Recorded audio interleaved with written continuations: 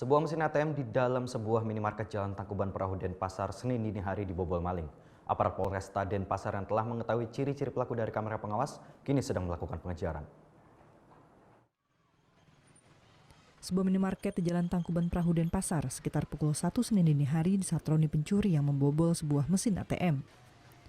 Saat kejadian, toko sudah tutup dan tidak ada petugas keamanan yang berjaga di sekitar lokasi. Dari hasil pemeriksaan rekaman kamera pengawas, aparat Polresta Denpasar telah mengidentifikasi dua pelaku yang membobol mesin ATM.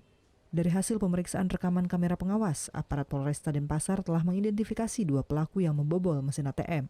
Komplotan ini masuk ke dalam toko dan merusak mesin ATM menggunakan alat semacam mesin las. Menggunakan perlengkapan yaitu berupa alat pemotong besi yang kita temukan di TKP yaitu serbu-serbu dan juga besi-besi yang sudah dirusak sama tersangka tersebut. Polisi belum bisa menaksir jumlah uang yang dibawa kabur oleh kedua pencuri tersebut karena masih dihitung oleh pihak bank. Saat ini polisi masih memeriksa sejumlah saksi dari pihak minimarket dan mengumpulkan barang bukti di lokasi kejadian. Berbekal ciri-ciri pelaku yang terekam kamera pengawas, polisi akan memburu pelaku pencuri mesin ATM. Muhammad Hasanuddin melaporkan untuk NET.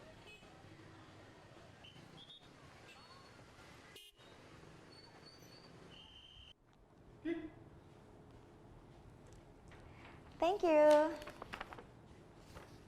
Udah selesai nonton beritanya?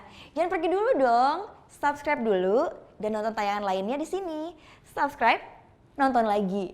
Subscribe, nonton lagi. Kak.